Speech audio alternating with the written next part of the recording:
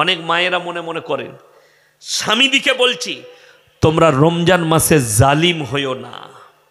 জালিম মানে জানেন, অনেক স্বামী অসুস্থ হোক কিংবা বিনা কারণে হোক রোজা রাখেনি, বদ্দিন রোজা রাখেনি, স্বামী কিন্তু, স্ত্রী কিন্তু দিনদার, তিনি রোজা রেখেছেন।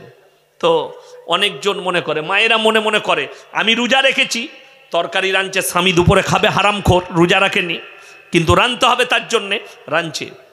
তাদের জন্যে জোবানে নুন দেখা জায়েজ আছে, জালিম স্বামীর জন্যে। কথাটা বুঝতে পারেননি? নুনটা দেখতে পাবে, ফু করে ফেলিয়ে দিবে, অসুবিধা নাই। এই যারা জালিম হয়, স্ত্রীর সঙ্গে খারাপ ব্যবহার করো না। এই রমজান মাসে অনেকজন মনে মনে করে যে মৌলী সাহেব রোজার মাসে তাইলে স্ত্রীর পাশে কি শোয়া যাবে? কালকে আমাকে প্রশ্ন দিল সাগর দিঘিতে, উনি কত পাগল, কে বললে শোয়া যাবে না? আমরা মৌলবীরা তো শুই, তুই কি করবি তুই বোঝ। কথা বুঝতে পারেননি? আপনাকে যেটা বলা হয়েছে, সিয়াম অবস্থায়, কি অবস্থায় বললাম? সিয়াম অবস্থায় স্ত্রী মিলন হারাম, রোজা ভেঙে যাবে স্ত্রী মিলন করলে, এবং এটার জন্য কাফফারা লাগবে। আপনাকে ইচ্ছাকৃতভাবে করলে কাফফারা লাগবে। আমার ভাই, আপনি মাগরিবের নামাজ পড়লেন, এশার নামাজ পড়লেন, তারাবি পড়লেন, সেহরির আগে পর্যন্ত আপনি স্ত্রী মিলন করতে পারেন, কোনো বাধা নেই। তবে সেহরি খাবার আগে ফরজ গোসল করে নিতে হবে। কথাটা বুঝতে পারলেন না? পারলেন না? এরপর কারোর বাড়িতে গোসল করার ব্যবস্থা নাই, সুযোগ নেই, সে আপনি নিজে বুঝে করবেন, এটা আপনি কি করবেন ওটা আপনার ব্যাপার। এরপর কেউ যদি বলে রমজান মাসে অনেকজনের স্বপ্নদোষ হয়, হয় না? হয় না? স্বপ্নদোষ হয়ে গেছে, তো আপনি দেখলেন উঠে সেহরির টাইম শেষ হয়ে যাচ্ছে, আপনি আগে উজু করে সেহরিটা খেয়ে নেবেন, তারপরে গোসল করে ফজরের নামাজ পড়বেন, অসুবিধা নাই। ঠিক আছে না? হ্যাঁ, কেউ যদি স্ত্রী মিলন করে নেয়, আর যদি ঘুম থেকে উঠে দেখেন আর টাইম নেই, সেহরি খাওয়াটা হচ্ছে সুন্নাত, আর সেহরির মধ্যে আল্লাহ বরকত রেখেছেন।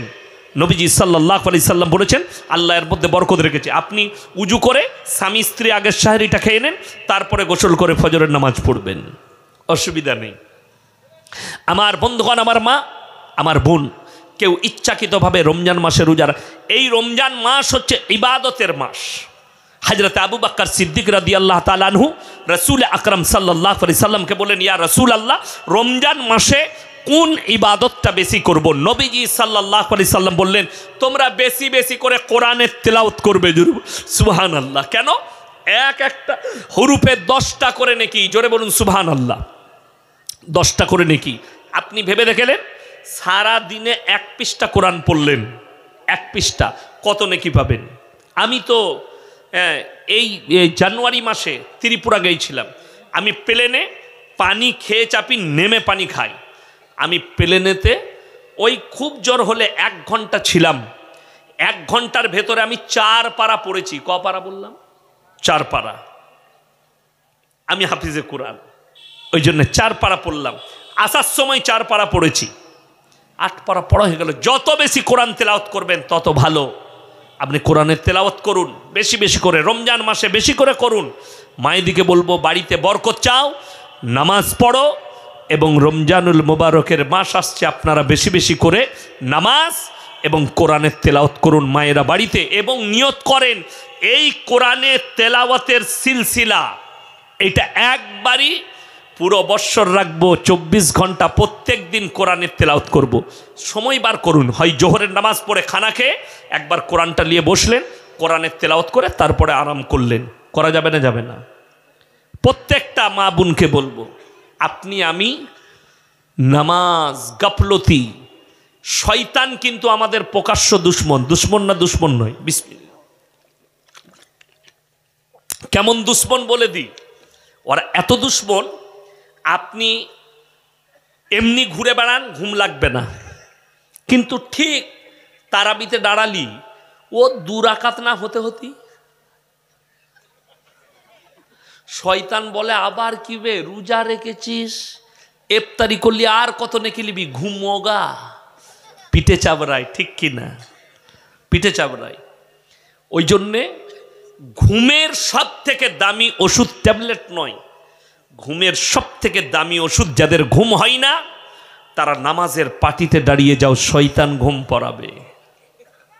আমি বলছি যাদের ঘুম হয় না সব থেকে দামি ট্যাবলেট, উজু করে কিংবা শুয়ে আছেন ঘাড়ের ঘোড়ায় কোরআনটা রেখে দিলেন, ঘুম হয় না, ঘুমের রোগ, তাড়াতাড়ি কোরআন শরীফটা বার করে তিলাওয়াত করতে শুরু করে দেন। যেমনি দেখবেন 2 পৃষ্ঠা হবে, শয়তান বলবে আর পড়ি না, ঘুম, এত নাকি রাখবি কোথায়, শয়তান ঘুম পড়াবে। শয়তানের কাজ ওটা। কেন? আল্লাহ কোরআনে বলেছে প্রকাশ্য দুশ্মন তোমার, সব সময় পাশে আছে, এরা যেন কোনো নেক কাজ না করে, ওই জন্যে। আর তারাবি পড়বেন, নামাজ পড়বেন, কিন্তু নামাজের মতো নামাজ পড়বেন। আমাদের দেশের লোক শবে কদরের নামাজ তো পড়ে, কিন্তু পাইকিরি নামাজ, পাইকিরি নামাজ পড়বেন না, খুব খারাপ। আমাদের দেশে তো তারাবি ওই রকমই হয়। আমি বলার কারণে কে ছেড়েছে, এত গাল দিচ্ছে। কারা গাল দিচ্ছে? ওই হারামখোর কটা যারা নামাজ পড়তে চাই না। কি বুঝলেন? আমাদের দেশে যে যত স্পিরিটে পড়াবে সে তত ভালো হাফেজ, তত ভালো মৌলবি, তাই না? আল্লাহু আকবার, আলহামদুলিল্লাহ মালিক বলে দারুণ হাফেজ বে, রাজধানী এক্সপ্রেস ফাটিয়ে দিলে। বুঝলি কি? বলে আমি কিছু বুঝি নাই। কোরআন শোনাচ্ছি, মজাক নয়। আপনারা নামাজটাকে মজাক বানিয়েছেন, নামাজটা মজাক নয়। যদি বলেন কেমন করে, কোরআন খুলুন, 18 পারা, পারা নম্বর কত বললাম? 18। বাড়িতে মানে কোরআন খুলবেন, একবারই প্রথম আয়াত, প্রথম পৃষ্ঠা।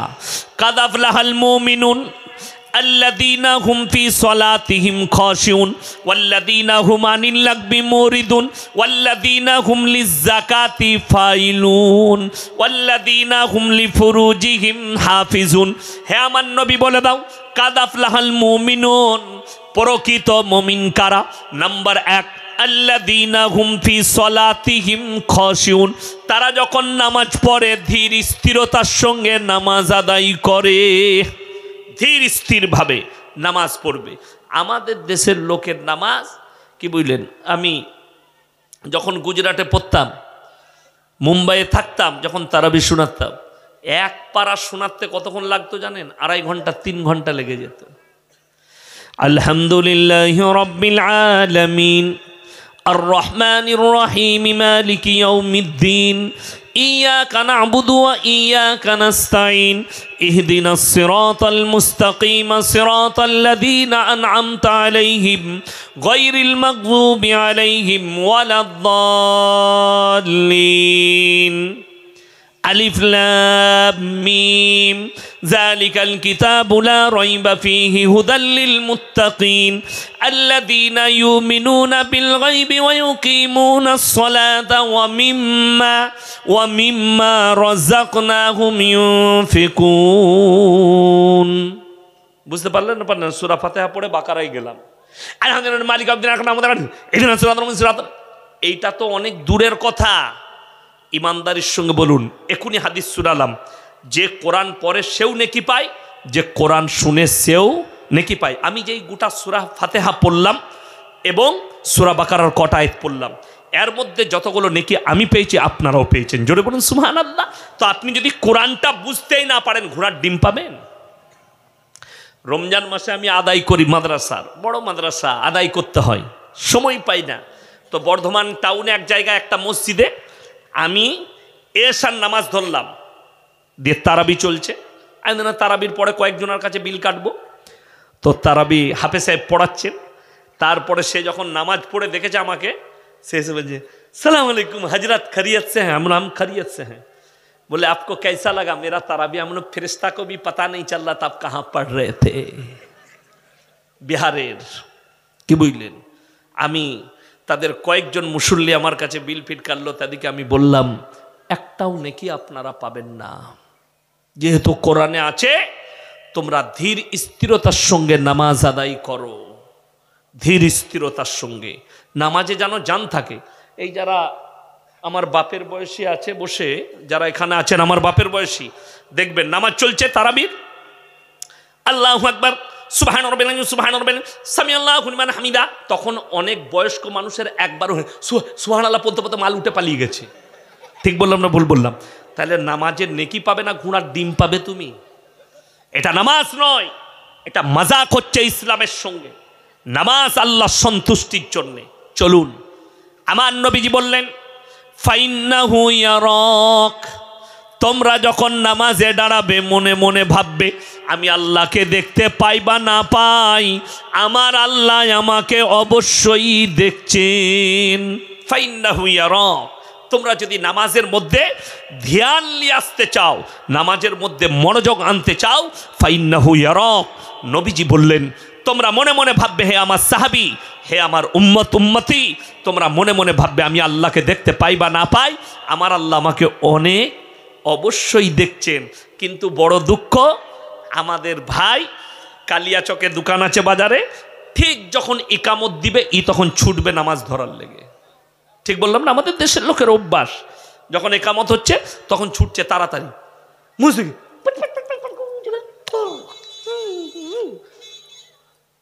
এরপর আর মনে পড়ছে না ক্যাশ বাস্কতে চাবি লাগাইছি না লাগাইনি। নামাজটা কত সুন্দর হবে, ক্যাশ বাস্ক আর নামাজ একসাথে। ইসলাম নিষেধ করেছে। নবীজি সাল্লাল্লাহু আলাইহি সাল্লামের হাদিস, তোমরা সমস্ত হাজত সেরে তারপরে নামাজে দাঁড়াও।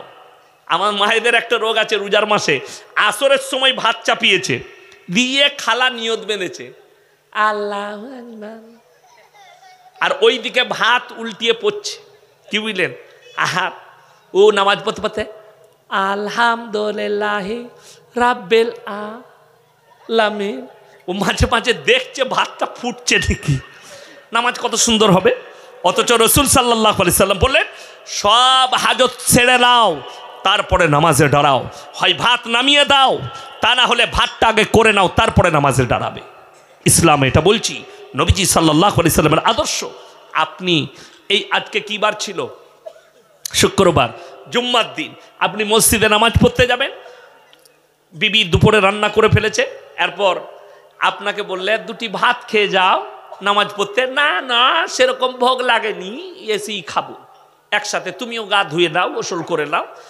গেইছে ইমাম সাহেব লম্বা খুতবা দিয়ে দিয়েছে, এরপর লম্বা সুরাও ধরেছে। দ্বিতীয় রাকাতে খালি মনে মনে করছে শালা এত লম্বা সুরা ধরলে খেয়ে নিলি দুটি ভালো হতো। নামাজ আর খাবার একসাথে, কথাটা বুঝতে পারেননি? নামাজ থেকে ধ্যান চলে গেল। রসুল আকরাম সাল্লাল্লাহু আলাইহি সাল্লাম বললেন হাজত সেরে নাও, তারপরে নামাজে দাঁড়াও। আমাদের দেশের লোক মসজিদে কখন ঢুকতে হয় এটাও জানে না। যারা হাজি সাহেব আছে জিজ্ঞেস করুন, মক্কা মদিনায় আজান হলে, আরব ভূমিগুলোতে যতগুলো দেশ আছে, আজান দেওয়ার পরে তারা আর কোনো কাজে থাকে না, দোকানে ব্যবসা পড়ে থাকে, দোকান ব্যবসা সব, তারা ছুটে চলে যায় মসজিদে। আর আমাদের দেশের লোক একামত দিলে মসজিদে যাবে। মক্কা মদিনা আরব দেশগুলো যেগুলো আছে, ইয়ামান যতগুলো দেশ আছে, কাতার, কুয়েত, মিশর, লেবানন যতগুলো আছে, তাদের দেশে আজান হলে দোকান খোলা পড়ে থাকে, তারা মসজিদে প্রবেশ করে। তবে আপনি করবেন না ওই আমল। আপনি যদি বলেন দোকান খুলে আজান হয়ে গেছে, আমার দোকান থাক, আমি নামাজ পড়ে আসি, ঘুরে এসে দেখবেন দুটি চানাচুরু নেই, ওটাও নিয়ে পালিয়েছে। কেন? আমাদের তো আউলিয়ার দেশ। তা না হলে মসজিদ থেকে কখনো জুতো চুরি হয়? বুঝলেন? জুম্মার দিনে এসছে ছিঁড়া চপ্পল পরে, আর যখন বেরুচ্ছে নতুন জুতো পরে। কি বুঝলেন? ধরা পড়ে গেলেই বলবে বুঝতে পারিনি তো, এটা তোর।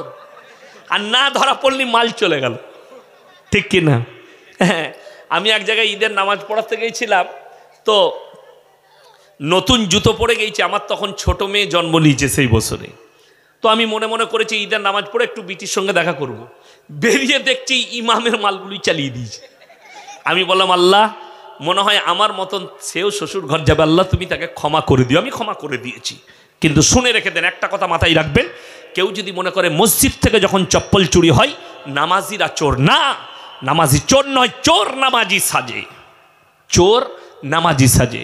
মসজিদ কখন প্রবেশ করবেন আর কতক্ষণ থাকবেন এটাও আমার আল্লাহ শিখিয়েছে। কেউ যদি বলে দুনিয়াতে দাড়ি রেখেছে, নামাজ পড়ছে, মাথায় টুপি আছে, তসবি আছে, লম্বা জামা আছে, সুবহানাল্লাহ সুবহানাল্লাহ করছে মসজিদে, আর সে যদি আপনাকে বলে আমি তো কোনো কাজই করি না, শুধু মসজিদে আল্লাহ আল্লাহ করি, আল্লাহ আমার সংসার চালাই, তার নাম হচ্ছে চোর। তার নাম কি বললাম?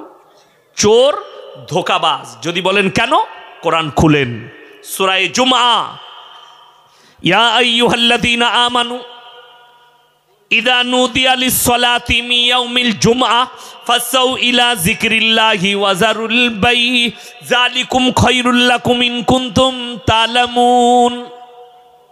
হে আমার নবী, যখন তোমাদিকে পৃথিবীর মানুষ জুম্মার জন্য ডাক দেওয়া হবে, বেচা কিনা বন্ধ করো, ব্যবসা বাণিজ্য খেতি বাড়ি বন্ধ করো, আল্লাহর ঘরের দিকে ধাবিত হও। কতক্ষণ থাকবেন? পরের আয়াতে আল্লাহ বললেন, ফাইদা কুদিয়াতিস সালাতু ফান্তাশিরু ফিল আরদি ওয়াবতাগু মিন ফাদলিল্লাহ ওয়াজকুরুল্লাহা কাসীরান লাআল্লাকুম তুফলিহুন। হে আমার নবী বলে দাও, যখন তোমাদের নামাজ পূর্ণ হবে, আবার তোমরা হালাল রুজির সন্ধানে পৃথিবীতে ছড়িয়ে পড়ো। জোরে বলুন সুবহানাল্লাহ। মসজিদে থাকার প্রয়োজন নাই। আপনি বললেন ওলি কাকে বলে, পরেজগার কাকে বলে, তাকওয়া অর্জনকারীকে শুনেলেন। আপনি বললেন ইয়াসিন ভাই, আমি 5 ওয়াক্তের নামাজ পড়ি, আর কালিয়াচক বাজারে গিয়ে আমি একটু সবজি বিক্রি করি, আমি গোলাপগঞ্জে গিয়ে একটু আলু পেঁয়াজ বিক্রি করি। এই লোকটা হচ্ছে মুমিন, এই লোকটা হচ্ছে পরেজগার, এই লোকটাই হচ্ছে আল্লাহর বন্ধু। যে বলে আমি কোনো কাজ করি না, আমি শুধু আল্লাহ আল্লাহ করি, তার নাম চোর। আপনাদেরকে বুঝিয়ে দিই, অনেক আলেম উলামারা জানে, আর যারা শুনেছে তারা জানে। এক সময় আল্লাহ নবী সাল্লাল্লাহু আলাইহি সাল্লামের লাশ চুরি করতে এসেছিল মদিনায় 3 জন ইহুদি। ঘটনা শুনেছেন না শুনেননি? কজন বললাম? 3 জন ইহুদি। তাদের পা পর্যন্ত জামা, তারা সারা দিন কোরআন পড়ত, তসবিহ করত, সুবহানাল্লাহ সুবহানাল্লাহ সুবহানাল্লাহ আলহামদুলিল্লাহ আল্লাহু আকবার সারাদিন করত। রাতের বেলায় মাটি কুড়ে শহরের বাইরে ফেলে আসতো। তারা হচ্ছে চোর। কথাটা বুঝাতে পারলাম? নবীর লাশ চুরি করতে এসেছিল। ওই জন্যে যদি কেউ লন্ডন থেকে পা পর্যন্ত জামা পরে চলে আসে, মনে করেন না। আমাদের দেশের রোগ কি জানেন? আরবে মুরগি বিক্রি করতো। কি বিক্রি করতো? মুরগি জবাই করে মুরগির মাংস বিক্রি করতো। দিয়ে ওইখানে আরবি শিখেছে, দিয়ে এসে এইখানে বলছে আসসালামু আলাইকুম মনি সাহেব, কাইফা হালুকা। মলি সাহেব মনে করছে শালা এত বড় শেখ এলো কোথা থেকে, আর পা পর্যন্ত জামা। কিন্তু তাকে যদি বলা হয় কোরআনের প্রথম আয়াতটা তফসির কর, পায়খানা ঘর খুঁজে বেড়াবে কোথায় ঢুকবো। কথাটা বুঝতে পারেননি? আরবি ভাষা আর কোরআনের ভাষা আসমান আর জমিনের ফারাক। এর মধ্যে সিফাত আছে, এর মধ্যে গুণাবলী আছে। আরবি ভাষায় গুণাবলী নেই। আপনারা বলুন, শুদ্ধ বাংলা আছে না নাই? কথা বলে চলতি বাংলা। বর্ধমান, বীরভূম, মুর্শিদাবাদ, মালদার লোক আমরা চলতি বাংলা বলি, কিন্তু একটা সাধু বাংলা আছে, আছে না নাই? সেই সাধু বাংলা বলতে গেলে আমাদের দাঁত ভেঙে যাবে। আমরা চলতি বাংলাই বলি, তাই না? ওই জন্যে যারা চলতি আরবি শিখে এসে ইমাম সাহেবের কাছে ফটর ফটর করো না, বিপদে পড়ে যাবে। এই রকম চোর আপনার জানা নাই। যে বলবে আমি তসবি করি, নামাজ পড়ি, মসজিদ থেকে বেরোই না, আমি এতেকাফ নিয়ে আছি, আর আমার কোনো কাজ নাই, আল্লাহ আমার ঘর সংসার চালাচ্ছে, এর নাম চোর। ইমানদার সে যে বলবে আমি তো নামাজ পড়ি, আমি রোজা রাখি, কিন্তু আমার একটা ব্যবসা আছে, আল্লাহ আমার ঘর চালাচ্ছে। যেমনি নামাজ হয়ে গেল, আপনি হালাল রুজির সন্ধানে ছড়িয়ে পড়ো, এটা আমার আল্লাহর হুকুম। তুমি বেরিয়ে পড়ো, আবার আসরের আজান হবে, যেখানে মসজিদ পাবে সেখানে তুমি ঢুকে পড়ো। এখন এই মালদা জেলার লোক বলতে পারবে যে 1 কিলোমিটার 1.5 কিলোমিটার অন্তর অন্তর মসজিদ নাই? কথা বলেন। ভারতবর্ষের সব থেকে বেশি মসজিদ কোন শহরে আছে কেউ বলতে পারবেন? জানেন না। এবং মুসল্লিও বেশি। সেই শহরটার নাম হচ্ছে উত্তরপ্রদেশের রাজধানী লখনৌ। কোথায় বললাম? লখনৌ। আমি যে বছরে ইরফানিয়ায় কিরাত পড়ি, সেই বছরে 1450 মসজিদ ছিল। কত বললাম? 1450 মসজিদ। এখন বর্তমানে 1700-1800 মসজিদ আছে ওই টাউনটাই, শহরে, পুরো লখনৌ শহরে। ভারতের কোনো শহরে এত মসজিদ নাই। কেন? ওই শহরটা হচ্ছে নবাবদের শহর। আমি যে মসজিদটাই 2 ওয়াক্তের ইমামতি করতাম, এশা আর ফজর, আমার উস্তাদ কারি কামাল উদ্দিন মরহুম, আল্লাহ জান্নাতি করুক, উনি ইমাম ছিলেন। আমাকে বলতেন এশা আর ফজরটা তুমি পড়াবে, আমি আসতে পারবো না। আমার এলাকায় বাড়ি ছিল উনার, থাকতো আমি পড়াতাম। আমার মসজিদ থেকে এই যে আমি এখানে জলসা করছি আর আমাকে যেখানে রেখেছিল, এটা কত দূরত্ব হবে? খুব জোর হলে 30 মিটার হবে, ঠিক বললাম না? এই 30 মিটারের মাধ্যমে দুটো মসজিদ, কিন্তু অবাক হবেন দুটো মসজিদই ভর্তি মুসল্লি। আমি যটা মসজিদে লখনৌয় নামাজ পড়েছি তটা মসজিদে ভর্তি মুসল্লি, একটাও খালি থাকে না। নামাজের আগে যেতে হবে কেন? অথচ টাউন, আমি যে মসজিদটা নামাজ পড়াতাম একবারই দরগায় হায়দারবাক্স নাম, নবাবের আমলের মসজিদ, একবারই টাউনে আকবরী গেটে, আকবরের নামে যে গেটটা তৈরি আছে গোলদরজার আকবর, ঘোড়া নিয়ে যেত, দুদিকে নর্তকীরা বাস করত, ওই মধ্যেখানে মসজিদ। এখন ওইটা টাউন, এখান আর নর্তকীরা থাকে না, নাচনেবালিরা থাকে না, তাদের পরিবার কোথায় চলে গেছে। ওই টাউনে যখনই আজান হয় আমি দেখেছি প্রত্যেকটা মুসল্লি উজু করে সব মসজিদে চলে আসতো, আজান হওয়া মাত্র দোকান পড়ে থাকতো, তারা নামাজ শেষ হলে আবার বেরিয়ে যেত, মসজিদে আড্ডা মারত না। আমার বন্ধুগণ, আপনার ঘরে যখন আজানের মসজিদে ঘন্টি বাজবে আপনি আর কোনো জায়গায় থাকবেন না, মসজিদে প্রবেশ করুন। আপনার নামাজ পড়া এত সুযোগ, এত সুবিধা, বিশেষ করে মালদা জেলার মানুষ, মুর্শিদাবাদ জেলার মানুষ, এখানে এত কাছে কাছে মসজিদ। আমার বর্তমান জেলায় অত কাছে কাছে মসজিদ নেই।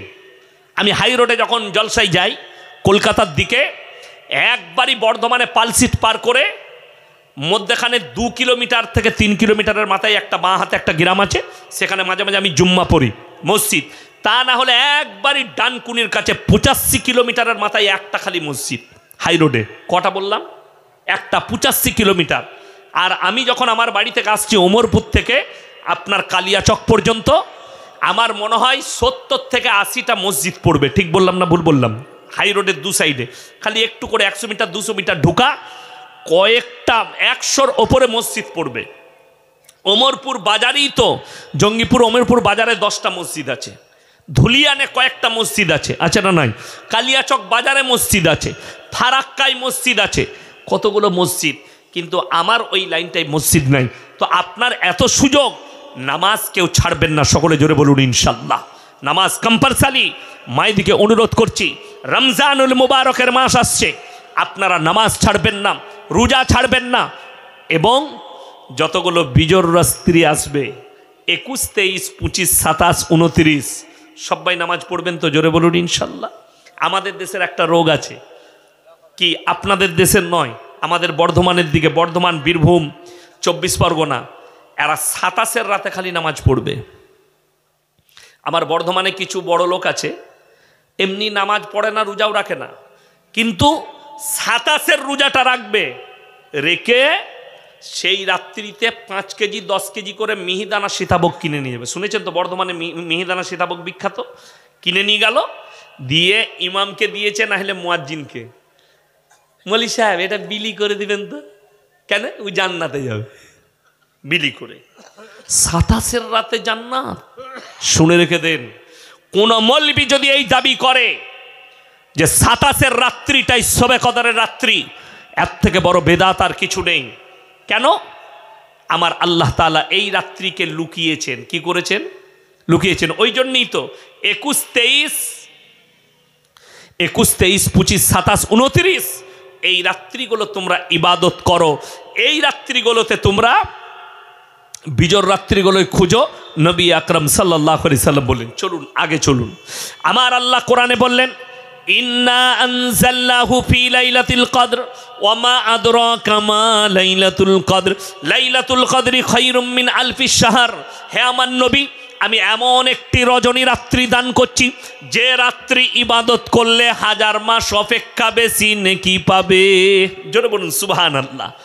এক রাত্রি ইবাদতে। এরপর যদি এই রাত্রিটা 27-এর রাত্রি হয়, তাহলে তো মাতালু জান্নাতে চলে যাবে। কথাটা বুঝতে পারেননি? গাঁজাখোরু জান্নাতে যাবে, সুদখোরু যাবে। কেন? আমাদের দেশের লোক বলে সারা বছর মদ খায়, অসুবিধা নাই, খালি 27-এর রাতে মাথা ঠুকে নিবি। এরকম বোতলে করে পানি নিয়ে চলে গেছে। ইমাম সাহেব বলছে কি হলো? বলছে আজকে সারা রাত নামাজ পড়ব। কেন? বলে জান্নাতে যাব। পাগল ছাগল, কে বলল তোকে? 21 রাত্রিতে নামাজ পড়ুন।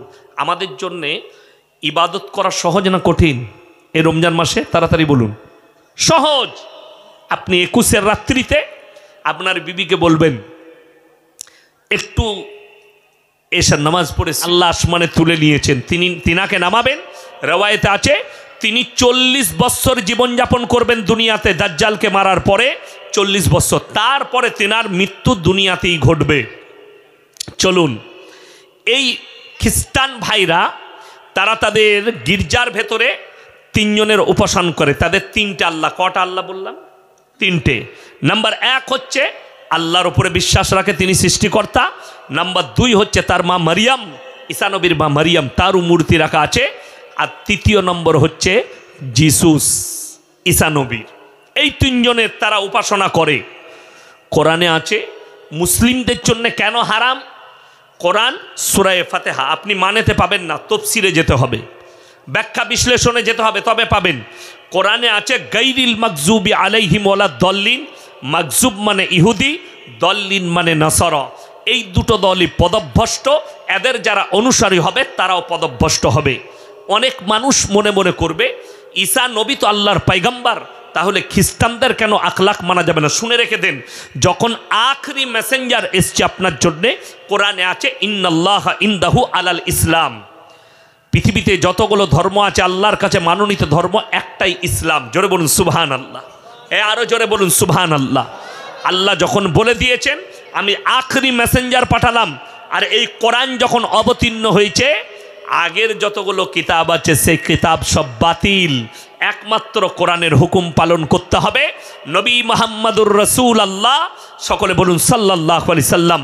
বর্তমানে পৃথিবীতে যতগুলো মানুষ আছে সবাই কি আমার রসুল সাল্লাল্লাহু আলাইহি সাল্লামের অনুসারী হতে হবে। সে খ্রিস্টান হোক, ইহুদি হোক, নাসারা হোক, পৃথিবীর যত মানুষ আছে। কেন? আল্লাহ কোরআনে বলে দিয়েছেন ইনি হচ্ছেন আমার শেষ পয়গম্বর ওয়া খাতাবান নবিয়্যিন। আর পৃথিবীতে কোনো নবী পয়গম্বর যাবেন না। এরপরে এই নবীর যিনারা কাজ করবেন তেনারা হচ্ছে উলামায়ে দ্বীন, যাদের কাছে ইলম থাকবে। কেন? কোরআনে আল্লাহ এটাও বলেছেন। আপনারা মনে করছেন আলেমদের কথা কোরআনে আছে? কোরআনে বলেছে ইন্নামা ইয়াখশাল্লাহা মিন ইবাদিহিল উলামা। আমার নবী আর পয়গম্বরের পরে যারা সব থেকে বেশি আমাকে ভয় করে তারা হচ্ছে উলামা সম্প্রদায়, যাদের কাছে কোরআন হাদিসের ইলম আছে, যাদের কাছে দ্বীনের জ্ঞান আছে, তারাই আমাকে সব থেকে বেশি ভয় করে। এটা হচ্ছে কোরআন। ওই জন্য আমার বন্ধুগণ, আমার ভাই, কিয়ামতের দিনে আল্লাহ ঈসা মসিহকে দাঁড় করাবেন আর জিজ্ঞেস করবেন ইসকাল আল্লাহু ইয়া ঈসা ইবনে মারইয়াম আনতা কুলতা লিন্নাস ইত্তাখিদুনি ওয়া উম্মিয়া ইলাহাইনি মিন দুনিল্লাহ।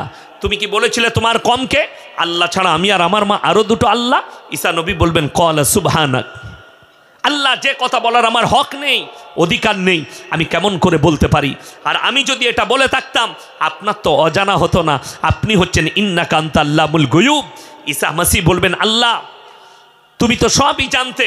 আল্লাহ বলবেন আমি সবই জানি, খালি এই নেমক হারাম যারা আল্লাহকে বাদ দিয়ে তোমাদের উপাসনা করেছে, এদিকে বিশ্বাস স্থাপন করানোর জন্য আমি দাঁড় করিয়েছি তোমাকে। এরপর সরো, এদেরকে জাহান্নামে নিক্ষেপ করো। কোরআনে আছে জাহান্নামীরা যখন জাহান্নামে প্রবেশ করবে আল্লাহ তাআলা কিভাবে নিয়ে যাবেন তাদেরকে বলে দাও আমি আল্লাহ রাব্বুল আলামিন। তোমরা কি গরুর পাল দেখোনি? যেভাবে গরুর হাট থেকে গরুকে 4টা-5টা গরু বাঁধে না পাইকাররা হাটে দেখবেন, 4টা গরু বেঁধে দিল, 6টা গরু বেঁধে দিল যাতে পাল থেকে ভেঙে না পালায়। এইভাবে 10টা-12টাকে একসাথে করে বাঁধা হবে কিয়ামতের দিনে। আর আল্লাহ বলবেন এদেরকে জাহান্নামের দিকে নিয়ে যাও। হাত্তা যা ইদা যা উহা ওয়া ফুতিহাত আবওয়াবুহা ওয়া ক্বালা লাহুম খাযানাতুহা আলাম ইয়াতিকুম রুসুল। ফেরেশতারা জিজ্ঞেস করবে তোমাদের কাছে কি কোনো পয়গম্বর আসেনি, রসুল পাঠানো হয়নি? তারা বলবে হয়েছিল কিন্তু আমরা মানতে পারিনি। জাহান্নামীরা অঙ্গীকার করে বলবে, কিয়ামতের দিনে ধিক্কার করবে। আর জাহান্নামীরা উত্তর আল্লাহর কাছে বলবে ওয়া ইয়াকুলুল কাফিরু ইয়া লাইতানি কুনতু তুরাবা।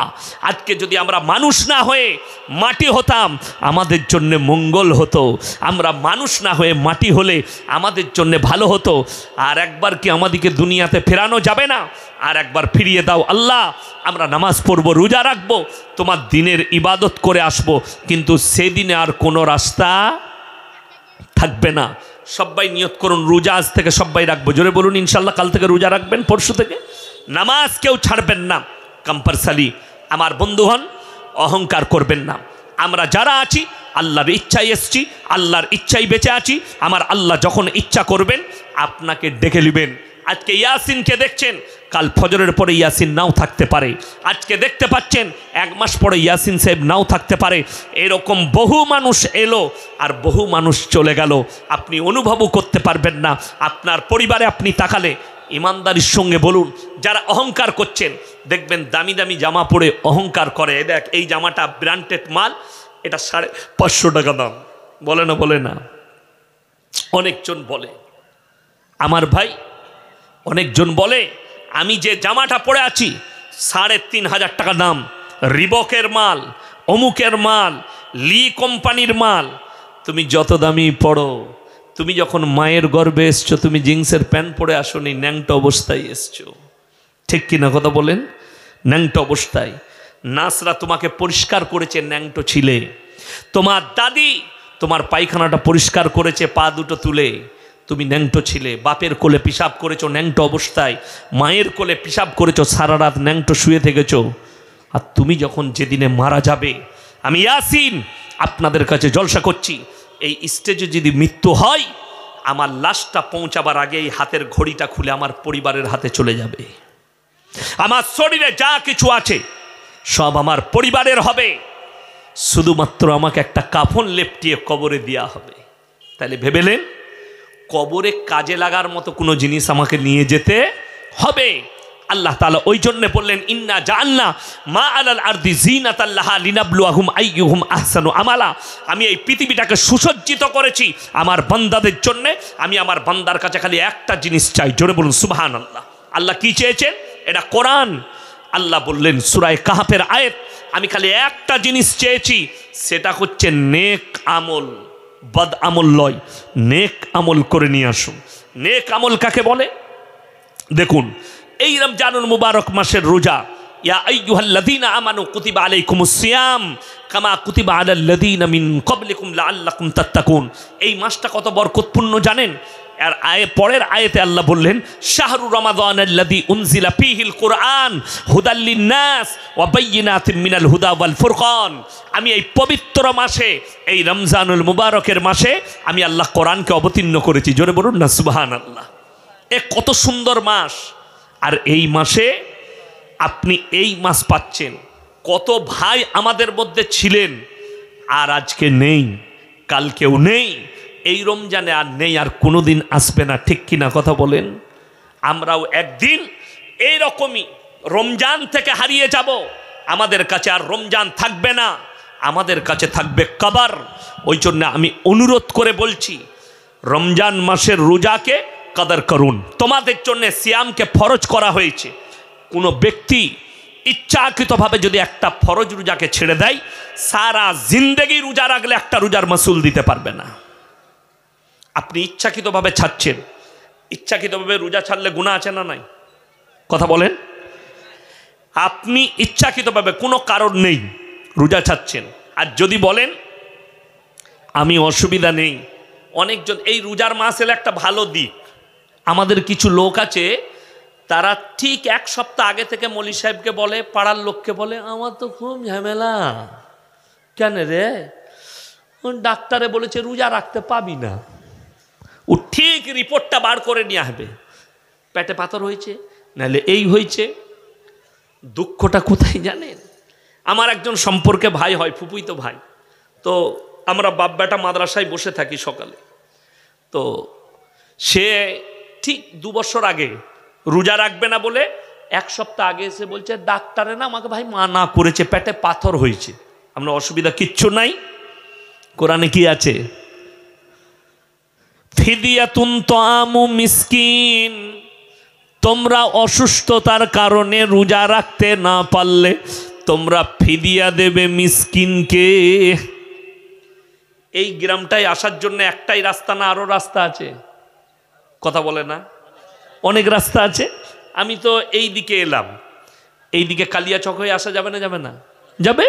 তাহলে রাস্তা একটা গ্রামে ঢোকার অনেক আছে।